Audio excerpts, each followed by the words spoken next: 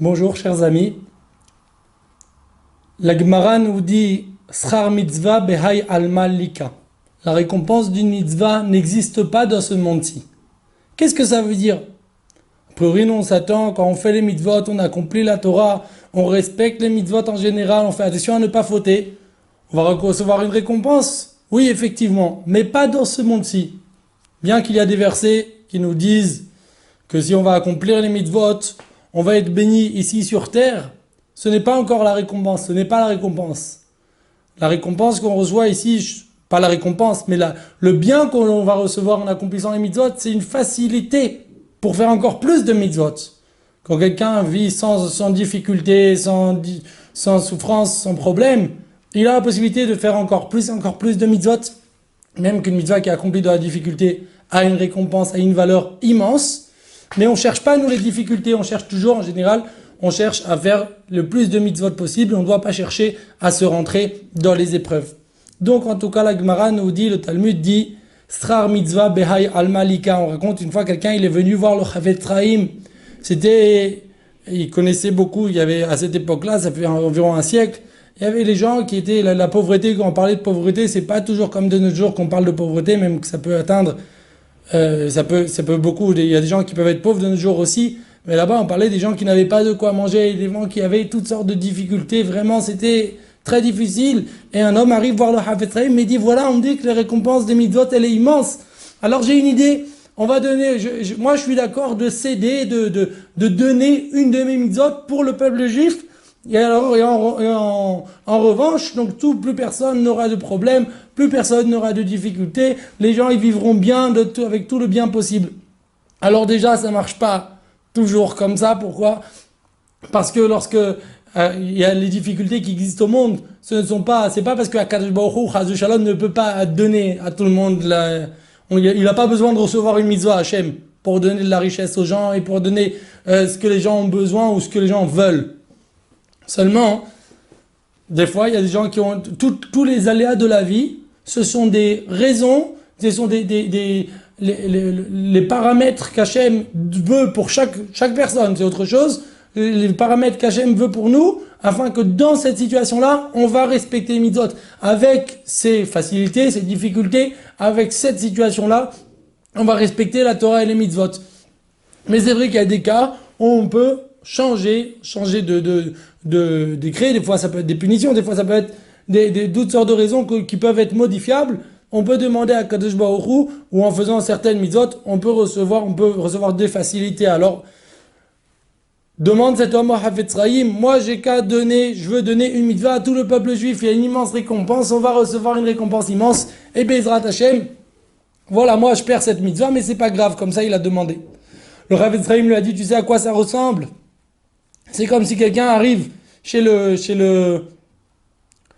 quelqu'un appelle un de ses amis, et il lui dit, et voilà, j'ai envie que tu travailles chez moi, je vais te donner de quoi, je vais te payer bien sûr après, tu vas travailler chez moi, combien de temps?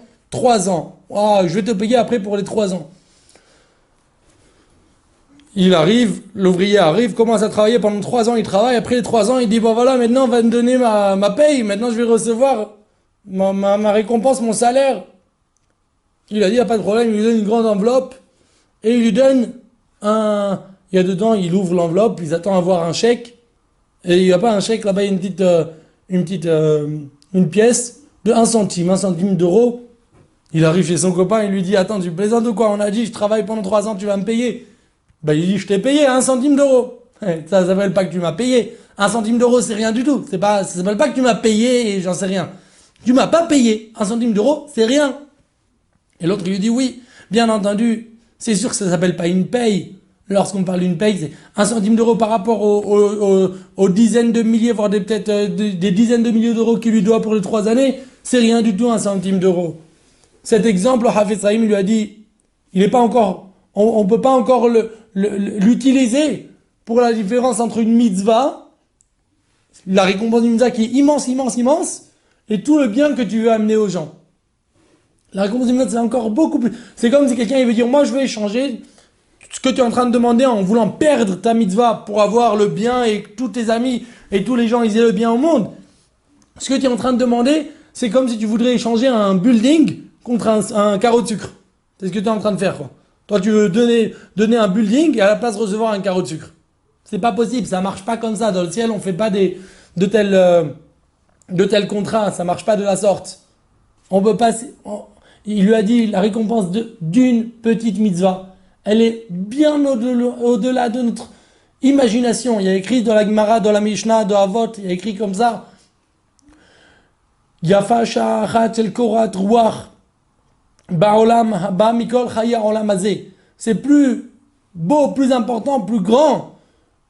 Il y a écrit le korat ruach, c'est comme le goût, on peut appeler ça le goût, d'un instant du Gan Eden, d'un instant du paradis. C'est plus grand que tous les récompenses, tous les plaisirs de ce monde-ci.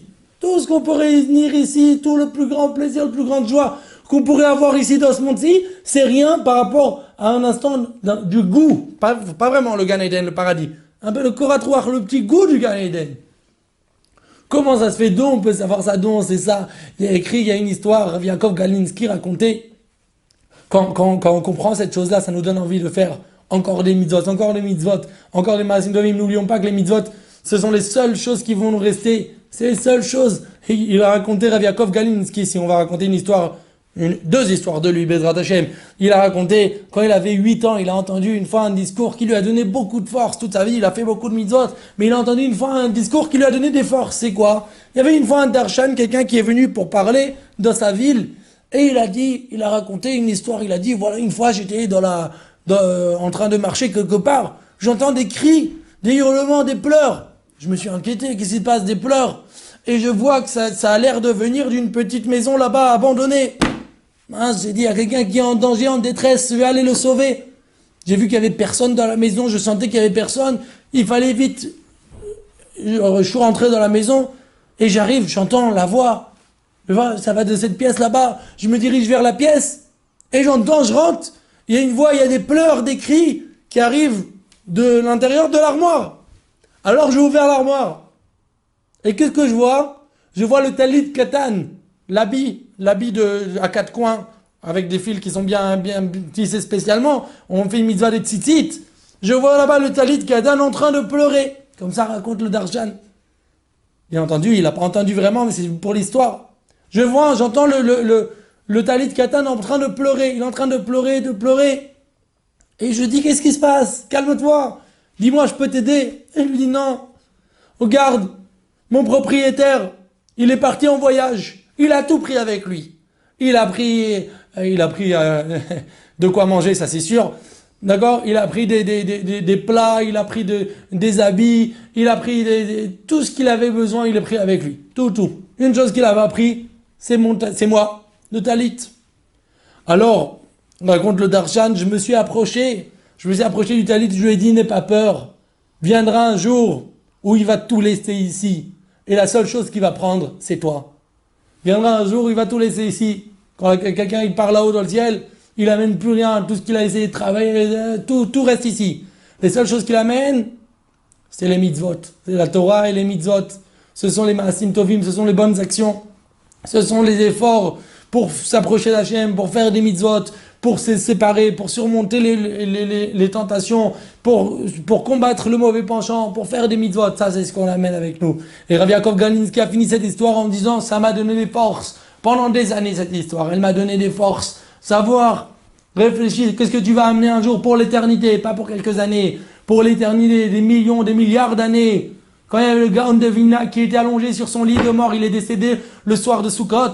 Pas le soir de Sukkot, le 4e ou 5e jour de Sukkot. Le matin, il a fait le loulav. Et après, il a compris qu'il avait plus de force, il allait partir dans le monde de la vérité. Il a commencé à pleurer. Alors ses proches lui ont dit, Rabbi, pourquoi vous pleurez? Il a dit, je vais partir dans l'Olam Haba, dans le monde futur. On lui a dit, pour vous, c'est magnifique. C'est encore pour les autres personnes, on ne sait pas toujours qu'est-ce qui va se passer, mais pour vous, vous êtes un malach. Tout le monde, ils vont venir, votre niveau, il est immense. C'est immense. Et le Gaon de Vilna qui est en train de pleurer, il dit oui, c'est vrai dans ce monde-ci, c'est difficile, c'est un monde du mensonge. D'accord, là-haut, on va aller dans le monde de la vérité. Mais ici, dans ce monde-ci, il a attrapé son talit katan, les tzitzit, Il a attrapé, il a dit ici pour quelques euros, pas des euros, mais là-bas, mais ça change rien. Il a attrapé, il a dit pour quelques euros, tu peux utiliser, tu peux faire, chaque instant t'as une mitzvah. Tu mets le talit katan, chaque instant une mitzvah. Chaque seconde, une mitzvah. Là-haut dans le monde futur, je vais arriver, je vais essayer pendant des milliers d'années de faire une mitzvah, je pourrais pas. Une mitzvah, je pourrais pas accomplir. Alors qu'ici, je peux prendre les mitzvot, elles sont là. C'est le monde du mensonge, c'est vrai. Mais c'est le monde des trésors. Les trésors, ils sont là, les mitzvot. Il suffit de se baisser et de se ramasser, de prendre des mitzvot. Il suffit de se baisser et de ramasser. Pourquoi je dis se baisser? Parce que des fois, il faut se rabaisser pour pouvoir faire des mitzvot. C'est quelque chose de très honorable. Mais des fois, on se trouve dans des situations où, malheureusement, notre environnement ne comprend pas que c'est important de faire les mitzvot. Et il se moque de nous. À ce moment-là, il faut savoir, moi, je fais les mitzvot. Moi, je me gêne pas. Même si à un moment où quoi qu'on est en train de se rabaisser, n'aie pas peur. Toi, tu te rabaisses pour faire la volonté d'Hachem. Hachem va t'élever. Quand Hachem, il élève la personne, ça vaut beaucoup mieux. Beaucoup plus que tous les gens, tous les promoteurs de publicité qui pourront faire la publicité. Ça vaut pas la peine. Ça vaut rien du tout par rapport à quand un Kadosh Baruch Hu, il s'occupe de nous élever. Toi, n'aie pas peur. Tu te dis, moi, qui je suis, les gens, ils vont se moquer de moi, ils vont me mépriser, me négliger, n'aie pas peur. Si tu fais la volonté d'Hachem et ta crainte, c'est que les gens vont se mépriser, vont te mépriser. Sache qu'en faisant la vérité d'Hachem, c'est là où, peut-être un petit instant, quelques jours au départ, tu vas devoir passer les efforts, tu vas devoir surmonter cette épreuve du mauvais penchant. Mais une fois que tu vas réussir, tu vas t'élever, sans aucun doute. On arrive et on raconte l'histoire. Rabbi Yaakov Galinsky l'a raconté. Pas une histoire qui est ramenée dans le Nar. Il y a écrit Nebuchadnezzar. Nebuchadnezzar, c'était le roi de Bavel. C'était un grand rachat, un grand mécréant. C'est lui qui a, malheureusement, il a détruit un des temples. Et voilà que ce roi Nebuchadnezzar n'était pas un roi, il n'était pas d'une lignée de rois. C'était juste au départ, c'était un serviteur du roi de Bavel, du roi qui s'appelait Baladan. Pas Ben Laden, mais Baladan. Et c'était son serviteur.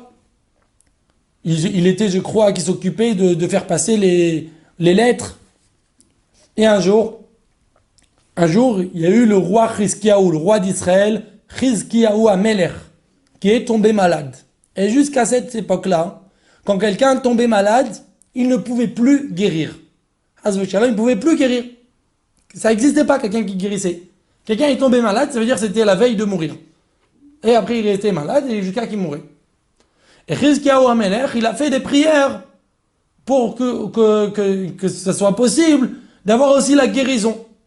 Lui-même, il était convaincu, il est tombé malade. Il a dit, je suis convaincu qu'on peut tout transformer, ou en tout cas, où il y a peut-être des décrets particuliers, mais en général, on peut transformer. Il faut pas être métier, il faut jamais désespérer. Il faut essayer de prier de toutes nos forces. Et il a prié, et Hachem l'a guéri. Et quand il a entendu ça, et quand Hachem lui a dit, regarde, ça, je te guéris, et pas juste toi, tu vas guérir. Mais à partir de maintenant, tu as fait descendre, avec tes prières, tu as fait descendre une abondance dans le monde, et il y aura plein de gens qui pourront guérir.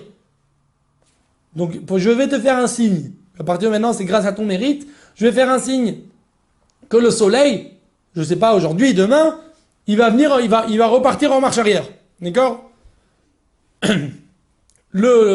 Chizkiyahu s'est senti mieux, il a dit à ses proches, Baruch Hashem, maintenant je vais guérir. Hachem m'a dit, et venez, vous aussi, faites des prières, et vous pouvez guérir aussi.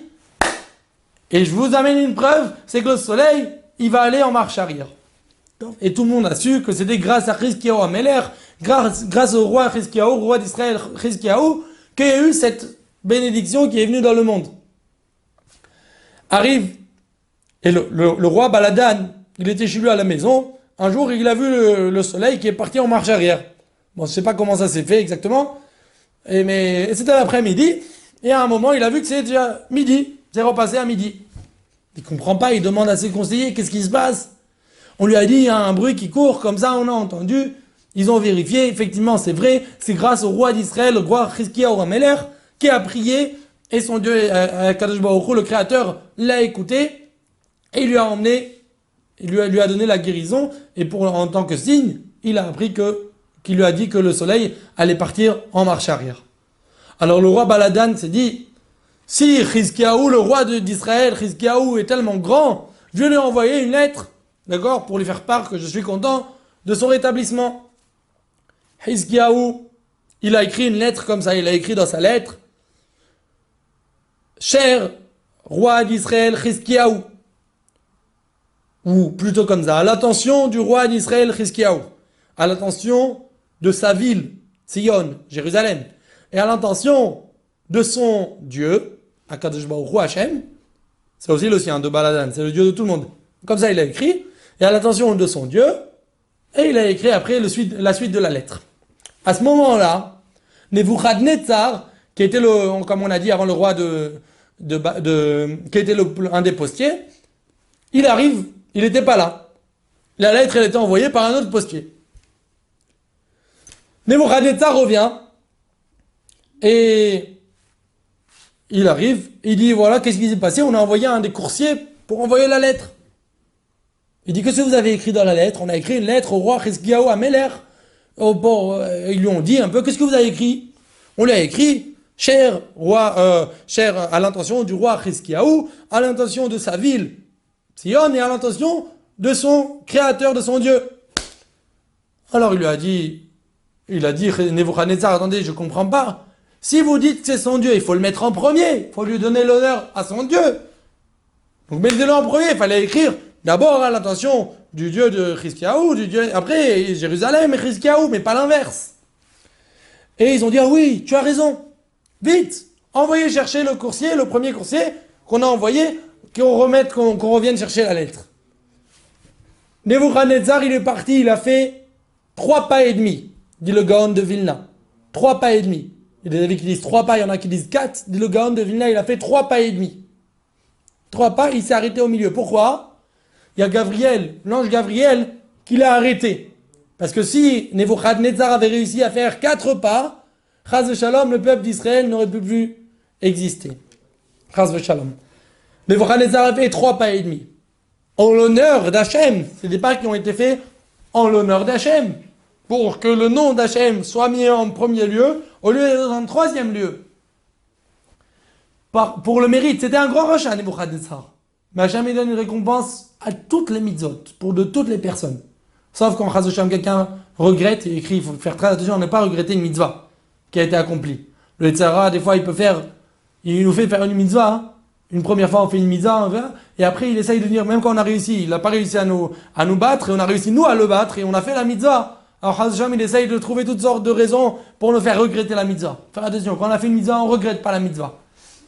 En tout cas, Nebuchadnezzar, lui, il a fait 3 pas et demi, il a mérité, parce que Hachem, il paye tout le monde, il l'a récompensé, il lui a donné, dans ce monde-ci, il ne reçoit pas comme ça dans l'Olam Haba, comme il a détruit le temple. Nebuchadnezzar, c'était un grand rachat, il a détruit le temple.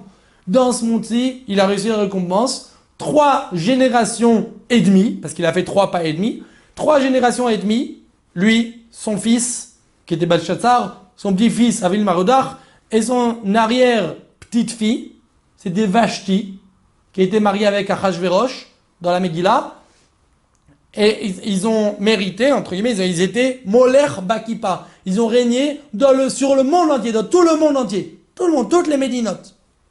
Son fils, lui-même, c'est une génération un pas. Son fils, un deuxième pas. Son petit-fils, un troisième pas. Et le demi-pas, c'était Vashti, son arrière-petite-fille, qui est pas restée, qui a été tuée au milieu de son royaume, au milieu de sa royauté, elle a été tuée. Et donc, il y a eu Esther qui a pris le relais. D'ailleurs, c'est ça, dit le Gaon, c'est ça l'explication. Si Achashverosh s'il avait fini le 4e pas, donc Vashti n'aurait pas été tué, et alors il n'y aurait pas eu, les Bnei Israël et les enfants d'Israël n'auraient pas pu exister, Chazesham, parce que le décret de Haman n'aurait pas été annulé par Esther, qui a pris la place de Vashti. Donc, il y a écrit, donc, disent nos maîtres, on voit ici qu'il a fait 3 pas et demi en l'honneur d'Hachem, il a mérité pour chaque pas. Il fallait être molaire, régner dans le monde entier. C'est la récompense d'une mitzvah qu'il n'était pas obligé. Et quand on est obligé de faire quelque chose, c'est encore plus de récompense d'une mitzvah qui a été accomplie par un rachat, par un mécréant, par un impie, par quelqu'un qui a combattu contre Hachem après. Ce même rachat-là, il a fait une fois un pas en l'honneur d'Hachem. Alors à plus forte raison, quelqu'un qui fait pas juste un pas en l'honneur d'Hachem, mais qui fait des dizaines, des centaines de pas tous les jours, toutes les minutes, qui parle, pas juste des pas pour faire des mitzvot, mais qui fait des mitzvot, qui va à la synagogue, qui va à des cours de Torah, tous les pas qui sont faits, toutes les paroles, chaque mot de Torah, c'est tous les pas aussi, ça vaut des milliers de pas, chaque mot de Torah, chaque maasim tovim, chaque geste, chaque prière, chaque amen, chaque fois on met les tefillin, chaque fois on fait le Shabbat, chaque fois on honore les parents, combien il faut faire attention au respect des parents, faire attention quand ils rentrent dans la pièce, faut se lever. Chaque fois, il faut faire des mitzvot. Il y a plein de mitzvot. Il faut faire les maasim. Ce sont des... Il ne faut pas les contredire, les parents. Faire attention de bien leur parler, d'être gentil, d'être agréable avec eux. Avec les autres personnes. Faire du chesed, donner de la tzedaka, faire des mitzvot. Il y a plein de mitzvot. Ça, on peut s'imaginer, on peut croire qu'on peut recevoir la récompense ici dans ce monde-ci. Tout le monde entier ne pourra pas donner une partie de la récompense d'un geste d'une mitzvah d'un ben Israël. Un enfant d'Israël qui est paracha qu'on est sa récompense, c'est encore plus quelqu'un qui essaye de faire le mitzvot, qui est un tzaddik. Sa récompense, elle est immense. Est-ce qu'on peut comparer, est-ce qu'on peut se dire, bah voilà, il peut recevoir un petit peu, on va échanger contre quelques gens qui vont pas être pauvres, qui vont être riches. Par ça, on parle de pauvreté, de richesse à chaque fois. On n'oublions pas une fois le Hafetz Chaim. Je crois qu'on l'avait déjà raconté, une fois, je suis pas sûr. Une fois le Hafetz Chaim, il a fait Ta'anit, il a jeûné, on lui a dit, Rabbi, pourquoi vous jeûnez? Il a dit, il fait un cauchemar. Bon. De nos jours, on ne gêne pas. Quand quelqu'un fait un cauchemar, même s'il se sent pas bien, en général, c'est n'importe quoi, les cauchemars. Mais même si quelqu'un, vraiment, il a peur, il se dit, peut-être c'est quelque chose, alors, qu'il fasse plus de tzedaka, qu'il fasse très attention à ne pas dire de paroles qu'il ne faut pas dire durant la journée, qu'il redouble de force dans les mitzvot, en général, et dans l'étude de la Torah, Bezrat Hashem, ça se va, la tzedaka, la tzedaka, ça sauve de tous les pires des décrets. Surtout qu'il faut faire teshuva. Rabbi Simyagan disait, on fait jeûner, c'est pour les grandes tzadikim. D'abord, la première chose, il faut faire teshuva. Un petit enfant, il est en train il arrive, et il prend le verre, paf, il casse par terre. On lui dit, qu'est-ce que tu fais? Je mange pas ce soir. Bon. Après 3 minutes, il prend un autre verre, casse par terre. Qu'est-ce que tu fais? Demain, je mange pas. Ah, qu'est-ce qui se passe? Il prend un verre, il dit, qu'est-ce que tu fais? Demain midi aussi, je mange pas. Il dit, mange, je veux que tu manges pas. Tu manges. Mange comme il faut. Cachère, bien sûr. Mange. Mais fais attention, arrête de caser les verres. D'abord, la première chose à faire dans la tchouva, tout, il y a pas, les jeunes, c'est que pour des tzadikins, d'accord, du niveau de Baba Saleh, lui, c'était son niveau. Ce qu'il faut faire, c'est respecter la mitzvot, respecter la Torah, multiplier des efforts dans les mitzvot, dans les bonnes actions, dans l'étude de la Torah, dans la tzniut. C'est comme ça, en faisant attention à sa nuit devant les autres, que ça, on amène le plus de purification, de réparation possible à notre niveau. C'est quelque chose d'immense, plus que des tanit, plus que des jeunes. Quelqu'un qui multiplie d'efforts pour faire des mitzvot, pour bien respirer la Torah et les mitzvot, c'est plus des ta'anit que des jeunes. Donc c'est sûr, il faut utiliser le temps qu'Akadosh Baruch Hu, il nous donne pour faire encore des mitzvot, utiliser ce qui est important, multiplier des mitzvot, des maasim tovim. C'est ça qui va nous rester ici, c'est ça qui va nous rester. Il faut profiter tant qu'on a encore la possibilité ici sur Terre. Il y avait une fois un groupe c'était un pays je sais pas, en la Lituanie et peut-être la Russie et un pays à côté de la Russie, dans la frontière de la Russie, ils avaient fait un partage, il y avait une guerre, ils ont partagé le pays, d'un côté c'est la Russie, de l'autre côté l'autre pays, le pays voisin. Et il y avait un petit village où il y avait le cimetière, il y avait le village, et juste à côté il y avait le cimetière. Le cimetière, donc le village, il avait été mis en Russie par exemple, et le cimetière, il se trouvait de l'autre côté de la frontière. Ils ont dit c'est pas normal, les gens ils ont commencé à se dire attendez, c'est pas normal, comment on va faire à chaque fois qu'il y a un enterrement? Il va falloir demander quelque chose, il va falloir demander des autorisations, des permissions de passer, des laissez-passer. Il y a eu des accords, ils ont parlé, demandé, ils sont arrivés à un accord. Quand il y aura un enterrement, les gens de la Hayra Kadisha, les gens qui s'occupent des pompes funèbres, pourront passer. Bon. Ils ont commencé, une fois un enterrement, ils peuvent passer, ils savent, c'est des gens, ils ont laissé passer, il n'y a aucun problème, on les connaît. Une fois, et ils se sont dit, ils avaient la possibilité là-bas, ils se sont dit, on peut passer, on peut faire passer de la marchandise. Et ils ont dit, on va essayer de faire passer comme ça de la marchandise, sans se faire attraper par la douane.